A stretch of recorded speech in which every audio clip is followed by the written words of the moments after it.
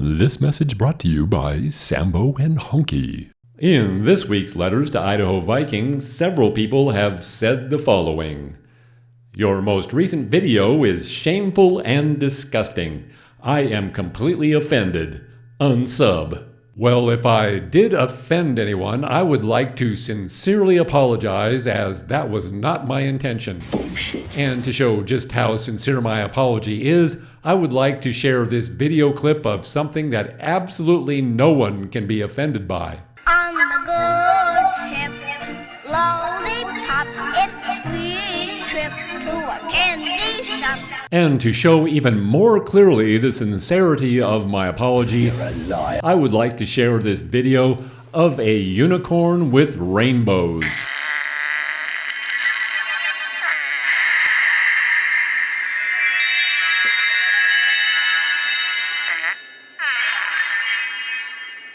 And if that doesn't prove my sincerity, I would like to share this video clip of a sweet young man playing with his treasure.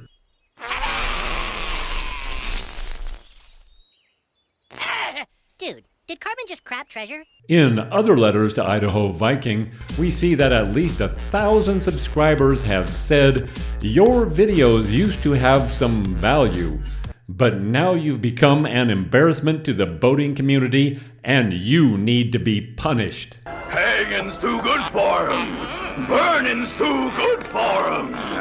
He should be torn into little bitsy pieces and buried alive. Well, to serve up my punishment, it will help if you know what I look like. So here is a video of me.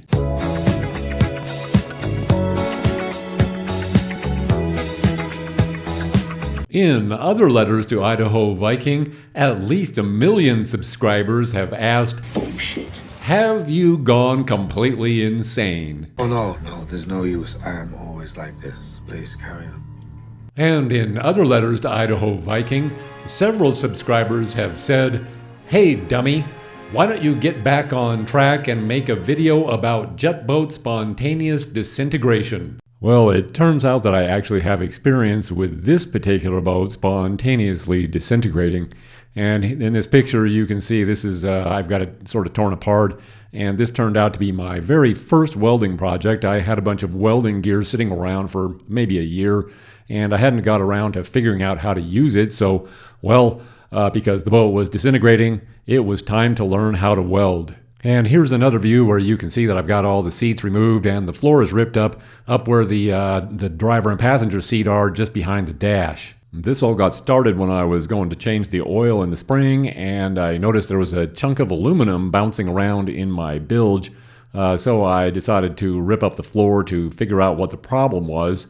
And here you can see what the problem was. Just behind the dash, about 2 feet of every stringer was completely broken, and the welds were cracked, and they were just kind of bouncing around in the bottom of the hole.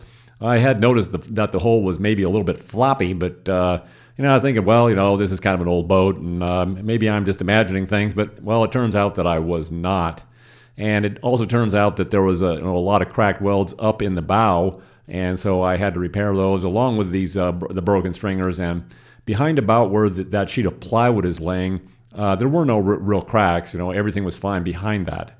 And bear in mind, this boat was a 1989 custom weld, and these photos were taken in 2017. And the boat had about 700 hours on it at this time.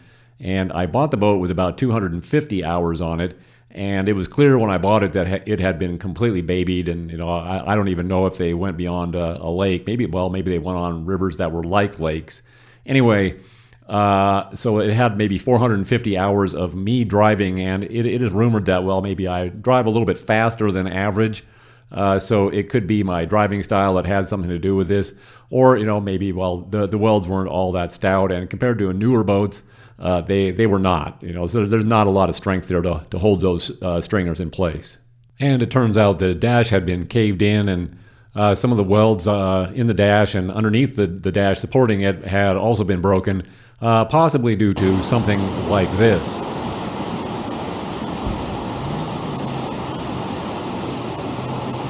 The original dash problems I had repaired primarily with a sledgehammer, but I didn't do anything about the broken welds, so that had to get repaired too. And here you can see the result of my effort, where I replaced the broken stringers and welded up some more stringers up on the sides, and then I crawled up inside the dash and repaired all those broken welds, and I added some more strengtheners here and there, and pushed the dash back up and welded that back in place, and then added a little bit of paint so it wouldn't be obvious that I had just welded it. This really didn't turn out all that bad in the end. You know, I was kind of pleased with it, even though I didn't know how to weld. And the moral here is that anybody, well, maybe not anybody, but most people can probably become their own welder. You just have to give it a go. This message brought to you by Sambo and Honky.